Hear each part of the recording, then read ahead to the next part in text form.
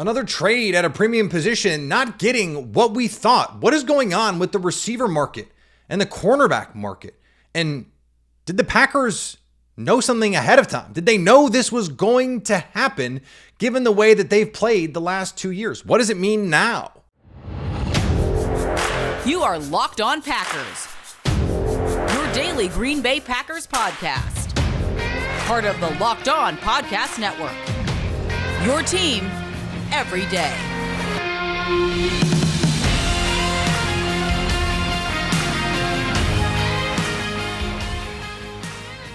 You are Locked On Packers, part of the Locked On Podcast Network, your team every day. I'm Peter Bukowski, and I cover the Packers for The Leap, a newsletter I would love for you to subscribe to. Follow me on Twitter, Peter_Bukowski. Follow the podcast on Twitter, Locked On Packers. Like us on Facebook. Subscribe to the podcast, iTunes, Spotify. Wherever you find podcasts, you will find Locked On Packers, the #1 Packers podcast on the internet, and the show for fans who know what happened. They want to know why and how. Thanks to everyone who makes Locked On Packers their first listen every day. We hope you like starting your day with us as much as we like starting our day with you. Today's episode brought to you by our friends at Game Time. Last minute tickets, the lowest price, guaranteed. Download the Game Time app, create an account, and use code Locked On NFL. Locked On NFL is the code for $20 off that first purchase. Stefon Diggs is going to Houston for a 2025 day 2 pick. Not the first round pick he was traded for. L'Jarius Sneed went to Tennessee for a future day 2 pick. It's not that long ago, Jalen Ramsey went for two premium picks. We're talking about first round picks. They traded him a couple years later for a fraction of that. Yeah, he's a little older, but he was still really, really good when they traded him to the Dolphins. He was really good for the Dolphins. Something is going on. Something has changed fundamentally since the Packers traded Davante Adams. That was 2 years ago. They got a first and a second for Davante Adams. Tyreek Hill was a first and a bunch of stuff that added up to almost a first. And both of those teams had to do what the Titans will have to do with L'Jarius Sneed and give him a top of market contract or near top of market. I think he's like top 5-ish now. The Raiders did that with Davante Adams. The Dolphins did that with Tyreek Hill. That was premium draft capital being given up. And if that kind of haul was out there for T. Higgins, he'd already be gone. He'd already be on that team if that sort of trade was out there. It's not. And here's what happened. And this has ramifications for the Packers. It also suggests that the Packers might have seen this coming in some way. But the Packers have always done this right. We'll get to that in a sec. One receiver does not change your life the way that he used to. It used to be when it was 2 receiver sets constantly and either 2 running backs or 2 tight ends, that one receiver was incredibly impactful. Having one elite receiver is still really good. It's still really nice to have. It would still be optimal for every offense to have a truly elite receiver. But we saw last year the Packers, an elite offense without one. The Lions, an elite offense. Amon-Ra St. Brown is really good. He's not in that elite tier of receivers. He's not in the Davante Adams, Justin Jefferson, Tyreek Hill tier. He's just not. And so what I think teams are realizing is it's more valuable, especially at the cost. It's going to cost $26, $27, $28 million for Calvin Ridley, for T. Higgins, who are 1B wide receivers. And it's going to be 30 plus for the premium. Justin Jefferson is going to ask for the highest non-quarterback contract in the league. And I think there are teams looking around going, why would we do that when there are more receivers in every draft than there have ever been? And you look around, you go, well, yeah, every team could still use a receiver. Well, yeah, because you need 3. Everyone is in 3 receiver sets at all times. So you really need 3. And we talked about this the other day. Everydayers will remember it's actually in the playoffs more correlated, the productivity of your secondary receivers. And in fact, your wide receiver 3 is more correlated to winning than your wide receiver 1. Because when the stakes are the highest, when the teams are the best, they have better ways to take away your receiver 1. You better have other options. Teams have realized that if you're going to pay $30 million for Justin Jefferson, but you go in the draft and you take a couple swings in the draft, first round, second round, third round, where you are 50-50 or better to find a starting quality caliber player. A great player? No, maybe not. But if you can get 75% of Justin Jefferson, which is a good, serviceable player, and you have 3 of those, that might actually be just as good as having 1 Justin Jefferson. And you're doing it at a fraction of the cost. The Packers, and Andrew Brandt tweeted this out, the Packers receiver room is going to cost a third of what Stephon Diggs is going to cost the Bills this season in dead money. $31 million in dead money. The Packers receiver room costs $10 million. And the Packers have always done this. You go back, Donald Driver, now that's a day 3 pick. You just hit on that. But then you go Greg Jennings in the second round. Now you have to hit, right? That helps. But then Ted Thompson just kept throwing darts. James Jones, third round. Jordy Nelson, second round. Randall Cobb, second round. Devontae Adams, second round. Ty Montgomery, third round. And then he stopped for a little while. Ty Montgomery gets hurt, has to change positions. And then Brian Gutekunst takes over, throws a whole day 3 cash at the problem. They hit on Marquez Valdes-Scantling, but they had Devontae Adams. They end up having to go out and acquire Allen Lazard, who turns into a starting player for them. But they're just constantly cycling through receivers, not worrying about that alpha number 1, not chasing the Julio Joneses and the Calvin Johnsons. Greg Jennings was never in that tier. Donald Driver was never in that tier. Jordy Nelson was never in that tier. They were really good players, top 10-ish receivers. Conversations for Jordy Nelson 2013, 2014 as a top 5 receiver, but he was never Julio Jones. He was never Megatron. He was never AJ Green. And that's okay. Those offenses were incredible. Now it helps to have the MVP, but if you have a really good quarterback, to me, it's better to have a group of receivers than one really good guy and some other guys.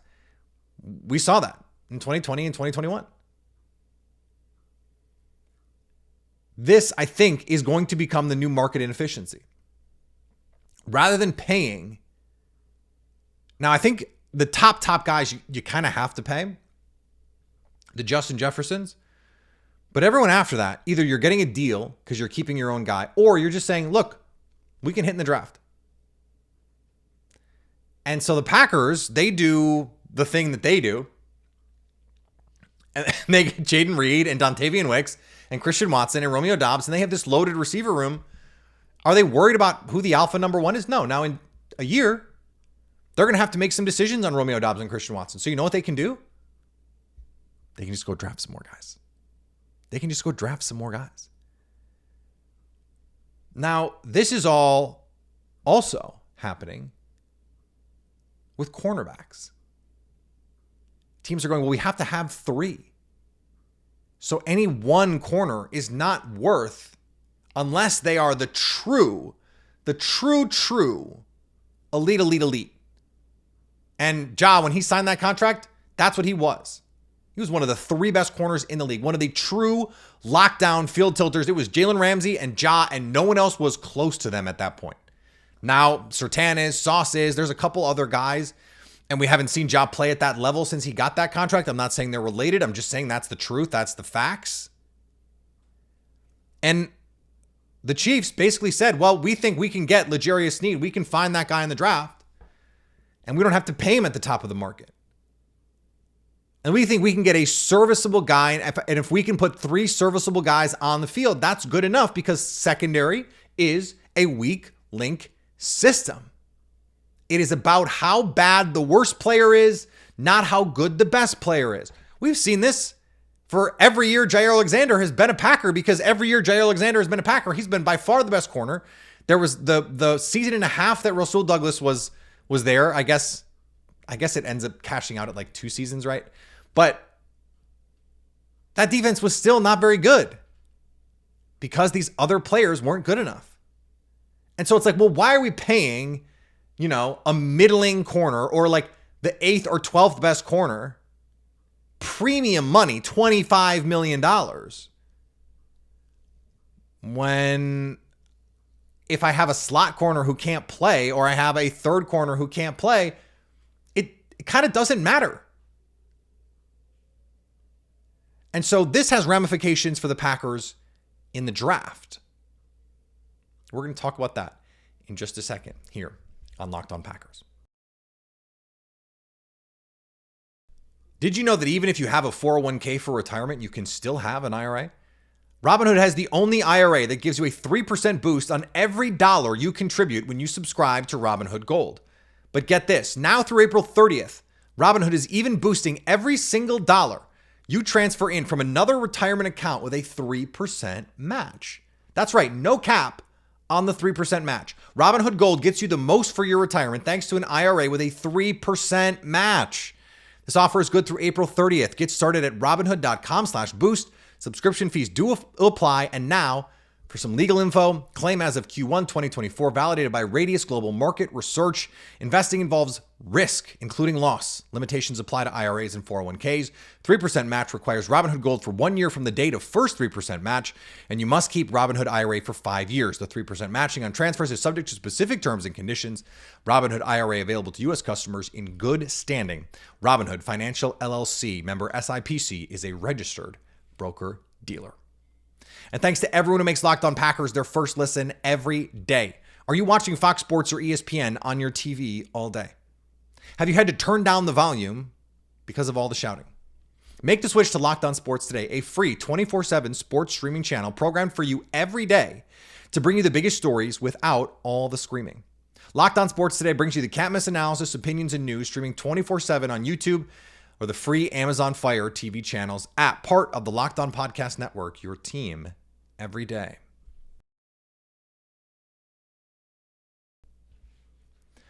Now, I'm not going to go as far as saying it would make sense for the Packers to trade Jair Alexander for whatever they can get because of this new world order. I actually don't think that's true for a number of reasons, not the least of which the dead cap is just ridiculous, and there's just no reason. There's no reason unless he's really, really, really unhappy, and we don't know that to be the case. But corner is actually even a softer market.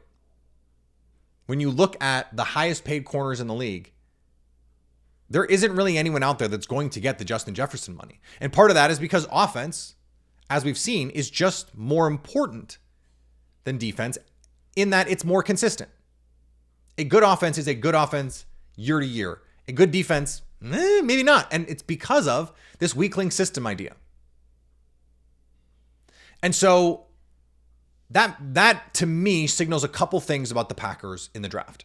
The first is, if you think Ja plus Keyshawn Nixon plus Carrington Valentine plus Eric Stokes plus Corey Ballantyne, that there aren't any true weak links there. I don't know if I agree, but then I think it's reasonable to say, first round pick, but don't really need to have, you don't really need to do that. You don't need to really invest that kind of capital in a position where any single player is just not that impactful. The problem is, and this is the real paradox here, is if you want a good corner, you generally have to take them in the first round. So, how is it best to allocate your resources?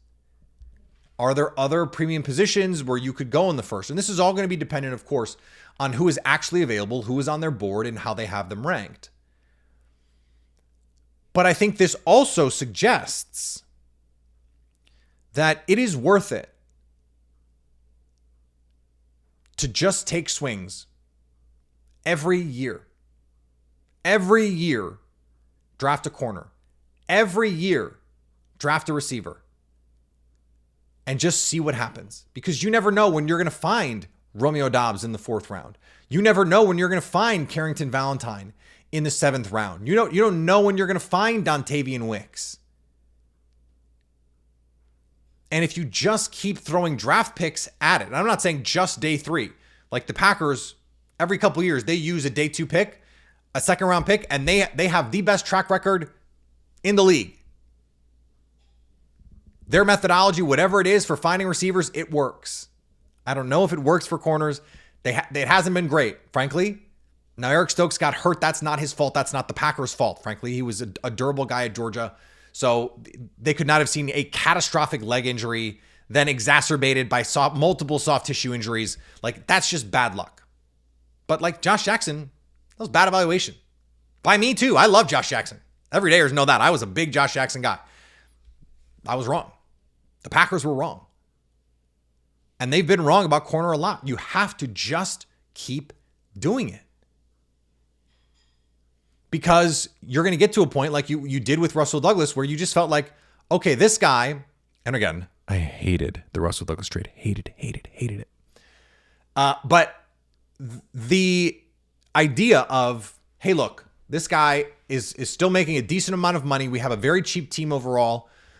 Get the 3rd round pick and see if we can find someone more on the timeline. Now, it turns out the Packers are good, and so having Russell Douglas would be really helpful. But you know what? Having his pick 88 and 91 at the end of the 3rd round is also really helpful because there's some nice corners you could take there. Some guys who could turn into starting level players for you.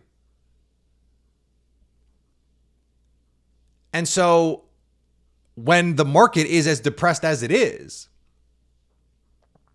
that's where the sweet spot of investment is to me. Now, I still think corner in the 1st makes sense for Green Bay. Nate Wiggins, Cooper DeJean, if you want to move up, Quinion Mitchell, Terrion Arnold, those are the guys. Kool-Aid McKinstry is a tough one for me. I think the pedigree at Alabama, the tape at Alabama is good enough that I'm not worried about, the testing that he had with a Jones fracture, as long as the foot stuff checks out by draft time. And that's the tough part, right? He had his pro day, and then you're going to have the surgery, and then teams are going to have to get a prognosis about how that went. Like, that's a lot of risk. Like, if he's there at 41, though, I'd just run the card up. Then you're stuck between going, okay, well, do you want to commit? This is why the Packers don't draft receivers in the 1st round. Number 1, you don't have to. But number 2, the sweet spot is in the 2nd round, and you're not committing premium resources there at a position where any single player is just not going to have the same level of impact. This is why they prioritize things like pass rush in the 1st. It's why I have become sort of draft pilled into going, hey, yeah, Chop Robinson at 25, do it. Do it. You can never have too much pass rush. If Byron Murphy falls, yeah, cool, do it. You can never have too much pass rush. Now, I think Chop is sort of the ideal because he's a different type of player. The speed is tantalizing. He would be the sort of D Ford that the 49ers had that really was a terrific complement to the Joey Bosa's and the Eric Armsteads, the big bruising guys that they had. I think DeForest Buckner was on that team, if I'm not mistaken. I'd have to go back and double check, but I get that part of it. And I think there's a real opportunity in this class. To me, I love the day 2 corners. I think there's day 2 depth at receiver. I would do that. I know that they just drafted all of these receivers, but they're not going to know next year the future of this room. Romeo Doubs going to be going into the last year of his deal. Christian Watson going to be going into the last year of his deal this time next year. Are those guys long-term parts of your future? And if they aren't, or if they are, you're going to be negotiating contracts with them. So wouldn't it be nice to have some leverage in those contract negotiations? If you can find a different type of player, a Malachi Corley, a Keon Coleman, a Xavier Legette. There are guys on day 2 I would really like for Green Bay. The idea that they're just set, I don't buy it, Because the smart teams are constantly cycling through these guys, trying to find more options because number one, you need them. Don't forget there were games last year where like Bo Melton and Malik Heath were heavily involved. And it worked because Matt LaFleur is a wizard and Jordan Love, it turns out, is a star. That's not how you want to try and win football games. You don't know if you can rely on Christian Watson to be healthy. If you can, I think I've been saying this for 2 years now, he's a star. But if he can't stay healthy, he can't help you. Dontavian Wicks had his issues with injury last year. Jaden Reed is an undersized player with a physical style, who's a run after the catch guy, who's a punt returner. He's going to get beat up. You need the depth. I am always advocating for receivers. It's why I'm advocating for T. Higgins. I still think 41. I would do that. Now, the problem is the money. And so that's the whole thing we've been talking about here is then you have to give up the contract. And that's the part where I become uncomfortable with it. I've kind of come around on that a little bit. I still think I would do it, but I have come around on like, the money part of it. Now, the Packers have an extremely cheap offense, so it works. That's why it works. And I don't know if they have enough on their team. I don't know if it matters. I don't. I'm not of the like, hey, it's actually better if they don't have a really good player on their team. No. You'd like to have someone who can just, on 3rd and 6, it's cash. They don't have that guy.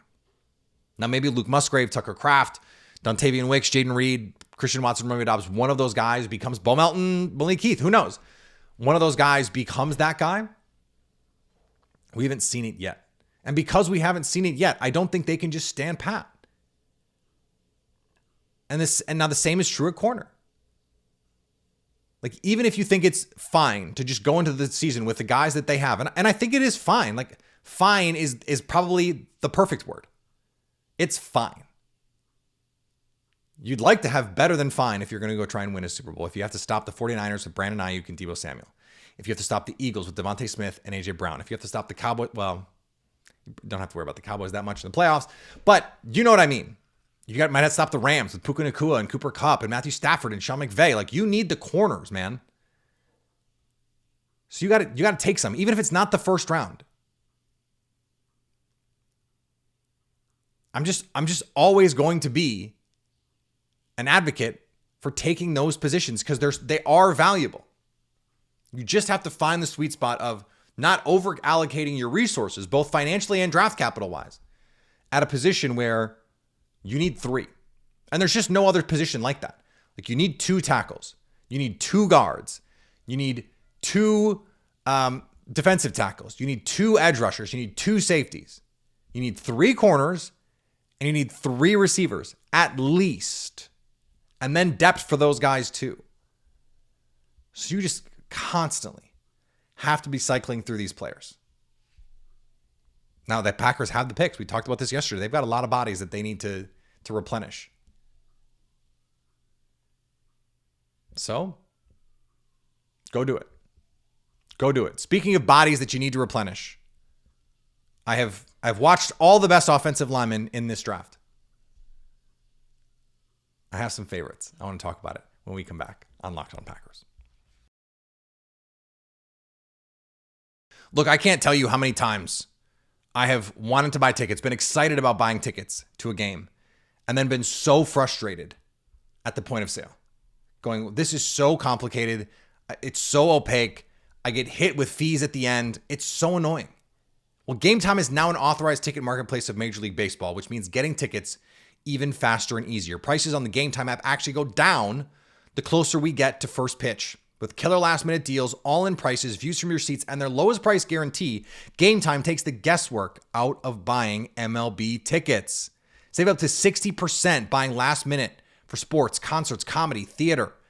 With flash deals, you can save even more with exclusive in-app deals on select seats ahead of a game or an event. And you get all-in pricing. Toggling this feature shows the total up front, so no surprise fees at checkout. You know exactly what it's going to cost you when you get to the part where you got to give them your money, because you still have to do that part.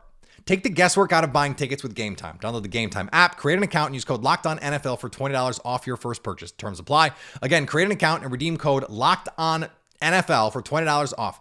Download the Game Time app today. Last-minute tickets, the lowest price guaranteed. Today's episode also brought to you by our friends at eBay Motors. Passion, drive, and patience, the formula for winning championships, is also what keeps your ride or die alive. eBay Motors has everything you need to maintain your vehicle and level it up for peak performance. Superchargers, roof racks, exhaust kits, LED headlights, and more. Whether you're into speed, power, or style, eBay Motors has you covered. With over 122 million parts for your number one ride or die, you'll always find exactly what you're looking for. And with eBay Guaranteed Fit, your part is guaranteed to fit your ride every time or your money back. Because with eBay Motors, you're burning rubber, not cash. With all the parts you need at the prices you want, it's easy to make your car the MVP and bring home huge wins. Keep your ride or die alive at ebaymotors.com. Eligible items only. Exclusions apply. eBay Guaranteed Fit only available to U.S. customers.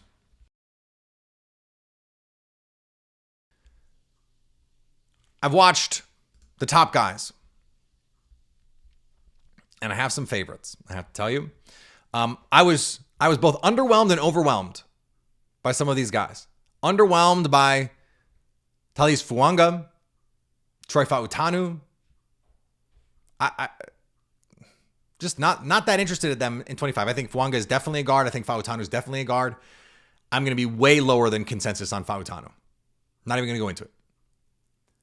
The guys I liked way more than I expected. J.C. Latham, who is not going to be around in all likelihood when the Packers pick.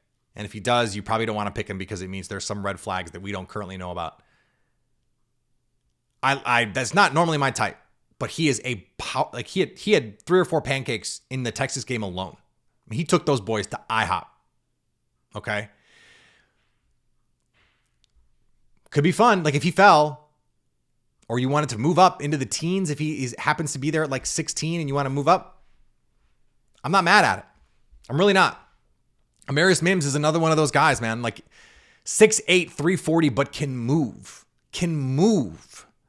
And just walls people off. I was so impressed. I know 8 or 9 starts in his career. But we're talking about a Georgia player with elite, just like unheard of physical tools at that size to move like he does. 2 guys, though, that I want to flag. Tyler Guyton from Oklahoma. Almost 6'8", 321, played right tackle at Oklahoma. Transfer from TCU. Now, do I wish he had more games? Do I wish he had played more? Yeah. We're talking about a relative athletic score over 9 at 6'8" to do the things that he has done to qualify athletically for the Packers' preferred model at 6'8", 321. It boggles the mind. He is a perfect Packer at 25, and I'll tell you why. Can be the future left tackle. Maybe right away, maybe not. But he's more talented to me than Rasheed Walker, who was really good last year. And so if he doesn't beat out Rasheed Walker, that's good for the Packers because it means Rasheed Walker is playing really well, and he is. Then maybe he can stick at right tackle and you can move Zach Tom to center, where I think he can be an all-pro caliber player. Like, he's a really good right tackle. Top 10 right tackle today. And that's a more valuable position, right? But if you can find another guy who can play there, and then you can also fix, like, it's one of those things, a lot of times when you move an offensive lineman from guard to tackle, you're making 2 spots worse. I think you can maintain the level of play in a year at right tackle with someone like Tyler Guyton and vastly improve the center position. Or at the very least, maybe take a little step down at right tackle, but vastly improve the center position. And so you net out a net positive on your offensive line because you are only as good, just like corner, just like receiver. You are only as good as your weakest link. You're only as good as your worst player. And the Packers right now have a question mark at center and at right guard. Now, I still have faith in Sean Ryan. It's why I would be looking at these tackles. But the other name that I want to flag here is Jordan Morgan from Arizona. 3 years at Arizona. He went up against Laiatu Latu at UCLA and stoned him. That was his best game last year. We're talking about a guy who is short arms for a tackle, though I think he's like just on the cusp for the Packers. I think he's a guard for the Packers. I think he could be a day one starter at right guard. I was actually watching him going, can he snap? Let him play center. Because he has good movement skills. He's just not a tackle. But he still got it done at Arizona. 25, 41. Like we talked about this yesterday, the double up. Guyton at 25, Morgan at 41. Oh, baby. Oh, baby. Because they could actually both be starting in a year. They could both be starting this year. But in a year for sure, when you don't have Josh Myers under contract anymore, Zach Tom moves to center. You've got a starting right guard with another top 100 pick who, at least is a quality backup. He came in and gave the Packers pretty good snaps, at least in the run game, as the rotator with John Runyon Jr. And then you have Guyton at right tackle. Like that sounds like a great plan to me. Those are two guys who athletically fit everything they want. With Morgan especially, experience. They want you to have played a bunch of football. Morgan is that guy. If he's the pick at 25, it's not going to surprise me at all. Now, if he's the pick at 25, I'm going to assume he's going to play tackle. And maybe he can, maybe he can't. I think it's worth a shot. I think it's worth giving him a chance to fail there first. Again, he's 6'30". I think he has 32 and 7/8 inch arms. The Packers, Brian Bulaga was 33 and 1/8. So we're talking about a quarter of an inch difference, right? 2/8, quarter of an inch. Just two names that I wanted to throw out there. I have not yet watched Graham Barton, but we will talk about him. We may have to do a whole segment on him because Packers Twitter is just in love with him. When we get there, I actually want to do a guard interior offensive line, not episode, but certainly segment here coming up with Christian Haynes, with Cooper Beebe, with Zach Zinter, Tanner Bartolini, Graham Barton, Jackson Powers Johnson, Zach Frazier. So when I watch them, we'll do that, and we'll do that coming up very soon. We got some fun interviews in the hopper here coming up. Some big names. We're going to talk corners, talk draft. I'm not quite ready to tease all of the interviews, but some fun stuff coming for sure. Follow me on Twitter, Peter_Bukowski. Follow the podcast on Twitter, Locked On Packers. Instagram, Locked On Packers. TikTok, Locked On Packers. YouTube, Locked On Packers. Wherever you get podcasts, Locked On Packers, so you can stay Locked On Packers.